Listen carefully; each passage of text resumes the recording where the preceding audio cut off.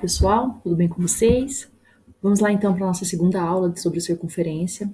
Agora a gente vai falar um pouquinho sobre as posições relativas entre a reta e uma circunferência, tá? Nós vamos considerar uma reta qualquer e uma circunferência dada e vamos ver quais são as possibilidades de posição relativa entre elas, tá? Então a gente vai ver aqui que a gente tem três possibilidades de posições relativas entre essa reta e essa circunferência, tá? Essa circunferência e essa reta, elas podem não se cruzar, elas podem se cruzar, se tocar, né, em um único ponto, ou essa reta pode cruzar essa circunferência em dois pontos distintos, tá? Vamos dar uma olhadinha aqui no exemplo? Vamos tratar primeiramente as duas situações, né, extremas, né? Aqui eu tenho uma circunferência dessa, aqui ela está centrada na origem, né?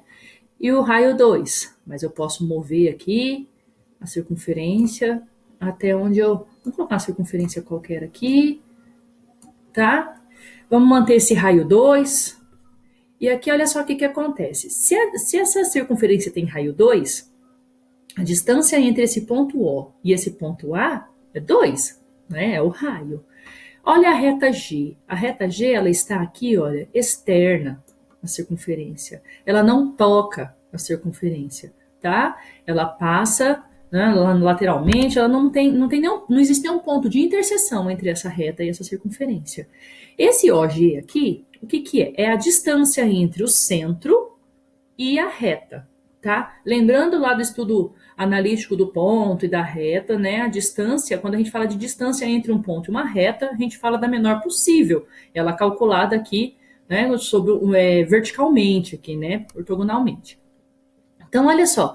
Esse ponto até essa reta, ele está a uma distância de 2,72. O raio é 2. Ou seja, ela está mais distante, né? Ela tem uma distância maior do centro do que o raio da circunferência. Olha só o que acontece. Por isso que fala aqui, ó, reta G é externa ou exterior. Tem alguma literatura que traz como ponto exterior, reta exterior da circunferência, tá? Ou seja, ela não tem nenhuma interseção e a distância do centro da circunferência, ponto O, até a reta é maior do que o raio da circunferência, tá? Tanto faz. Aqui, ó, eu vou arrastar a circunferência, tá vendo? Quanto maior for, né, mais distante. Ou aqui também, ó. Tá vendo, ó? A distância, o OG é maior do que 2 e ela não toca, ela é externa à circunferência. Tá? Então, qual que é a condição para que a reta seja externa à circunferência? A distância do centro da circunferência até a reta tem que ser maior do que o raio da circunferência, tá? Bom, agora olha só. Eu tenho vamos aumentar esse raio aqui um pouquinho, mas é indiferente. Vamos mover essa reta aqui, ó. Olha lá o que acontece. Aparecem esses dois pontos, ó. O ponto G e o ponto F.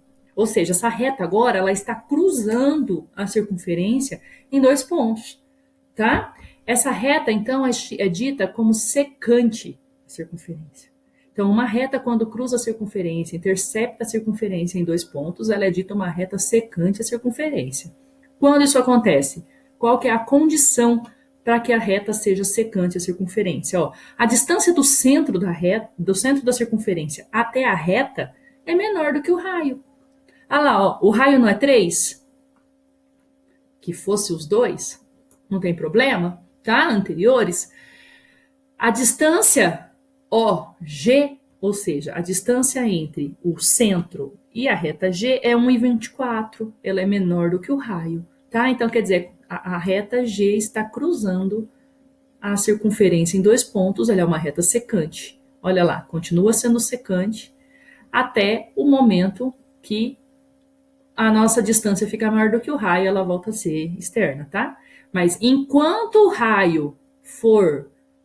a distância entre o centro até a reta G for menor do que o raio, essa nossa reta G é secante à circunferência, tá? Então a gente tem as duas situações.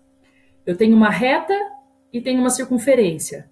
Tudo vai depender da distância do centro da circunferência até essa reta. Se a distância do centro até a reta for menor do que o raio, a reta é secante. Se a distância do centro da circunferência até a reta for maior do que o raio, a reta é externa. Bom, se for menor é secante, se for maior é externa. O que acontece quando for igual? Quando for igual, a gente tem aqui a definição da reta tangente, tá? A reta tangente, uma reta tangente à circunferência, é uma reta que ela cruza o eixo, cruza a circunferência unicamente em um ponto, tá? Então, olha, cada ponto da circunferência a gente consegue uma reta que é tangente, ou seja, uma reta passando, tangenciando, né, a circunferência passando por aquele ponto. Então, estar tangente é isso, tá? A reta ser tangente à circunferência é uma reta que toca, intercepta essa circunferência num único ponto. Aqui eu tenho a equação da reta, né? Então, quer dizer, dependendo do ponto, a gente vai ter a equação da reta diferenciada, tá? E o que é interessante? O raio, o segmento do raio do centro até esse ponto, que é o ponto de toque, né? Com a reta, ele forma sempre, olha, 90 graus, tá? Ele sempre forma 90 graus. Então, quer dizer, aqui é a garantia que eu tenho para a minha reta ser tangente à minha circunferência. Então, quando que a reta é tangente à circunferência? Quando a distância do centro até a reta for igual ao raio da circunferência, tá? Quando isso acontece, eu tenho uma reta tangente, eu tenho uma reta que intercepta a minha circunferência em um único ponto, tá? Em um ponto único, que é aí esse ponto A, tá bom? Então, resumindo, eu tenho uma circunferência e uma reta. Essa circunferência tem um raio, né, um centro. Para eu saber se essa reta, se ela é secante, tangente ou externa, eu calculo a distância entre o centro e a reta. Se essa distância for maior do que o raio, a gente tem o primeiro caso aqui, a distância é maior do que o raio, a reta é externa. Se a distância for menor do que o raio, tá? Eu tenho uma reta secante. E se a distância for igual ao raio, eu tenho uma reta tangente. Tudo bem? E assim a gente, então, encerra a explicação inicial sobre posições relativas entre ponto, entre reta e circunferência. Até mais, pessoal!